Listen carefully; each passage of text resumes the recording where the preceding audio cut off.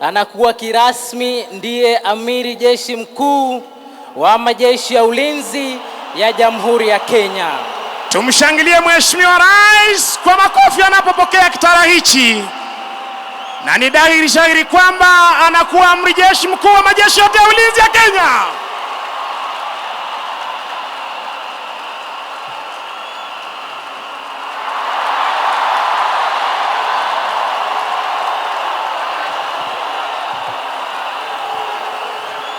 So he should stop issuing threats. The sword was given at Kasarani was a ceremonial sword. Our national anthem, if he thinks that sword is going to penetrate the Republic, he should listen to the national anthem, which says that justice be our shield and defender. So that sword that he thinks is going to be proud of cannot penetrate the demand for justice and the right to justice that Kenyans have. And the custodian of justice in this country is the judiciary. And we are going to make sure that what is rightfully ours remains rightfully ours. If he changes course and rules this country according to the law, we shall support him. But if you want to rule this country as a rogue individual, we are going to stop him. We are not going to spare him, we are going to stop him. And there are very many ways of stopping him that are legal within the Constitution.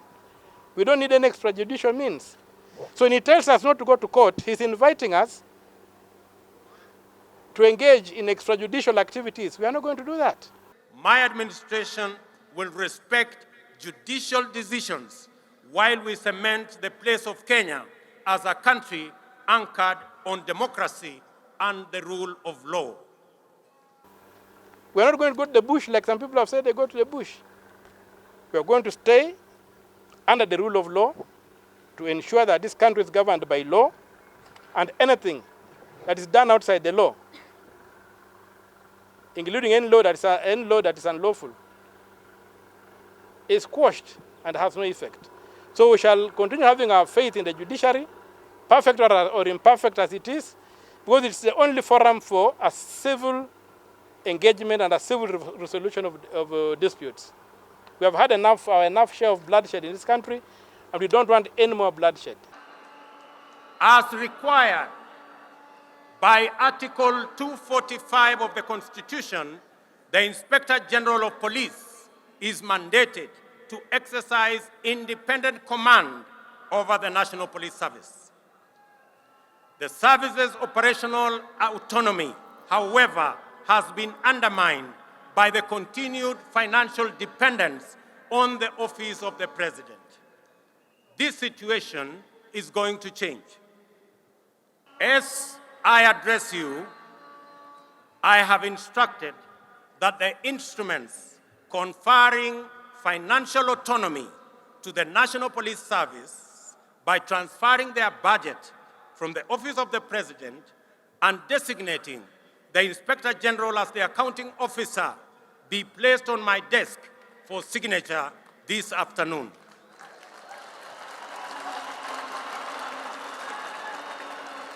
Financial independence of the police will give impetus to the fight against corruption and end the political weaponization of the criminal justice system, an undertaking I made to the people of Kenya.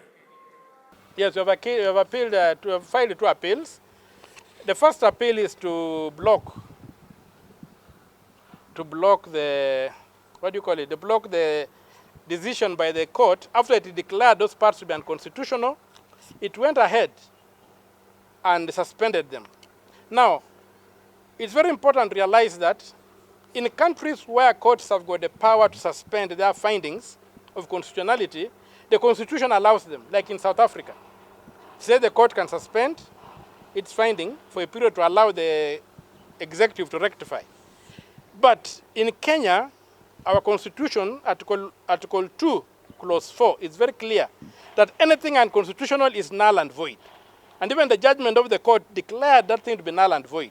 So if it's null and void, then what are you suspending? What are you staying? You cannot stay a nullity. Just a situation whereby the judges are a bit intimidated. And you remember they took time to go and when they came back after about so many hours, that's when they gave that verdict. So we have appealed that particular declaration of unconstitutionality. It has been certified urgent, and we are expecting to be heard this coming week. Then number two, we are also appealing the entire judgment. I personally filed more than, in my petition, there were many other petitions that came to be enjoined later.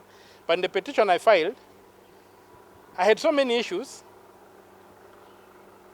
In my affidavit, and what have you, I had close to 200 grounds.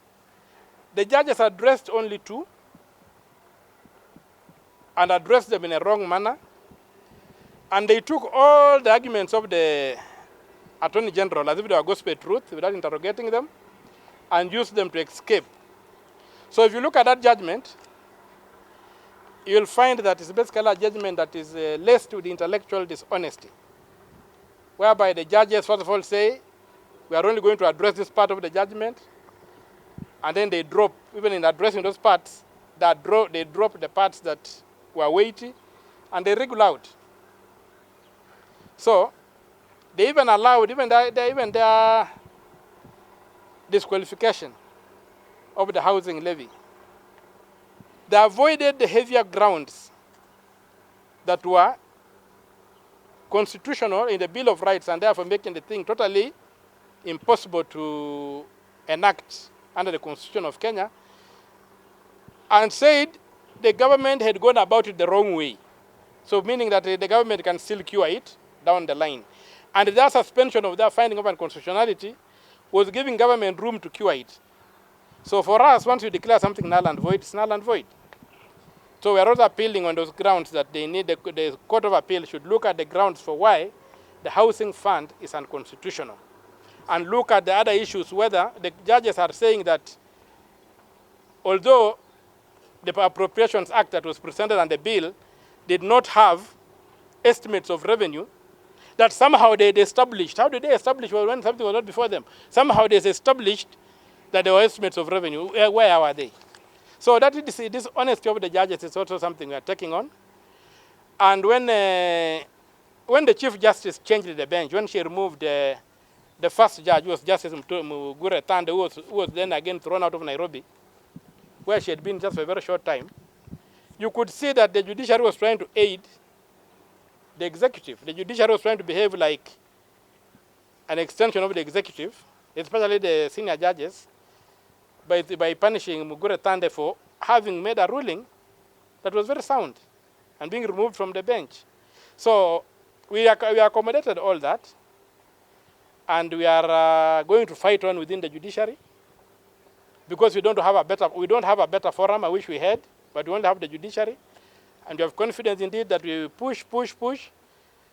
Let there be evidence in history of what the judiciary did, of what the complainants did, and of what the state did. Let history judge us.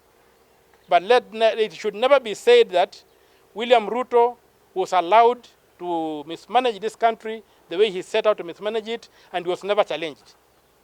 Even if we don't win in the judiciary, we want to leave a record that this thing was challenged, and history will absolve us. Asante. Thank you so much.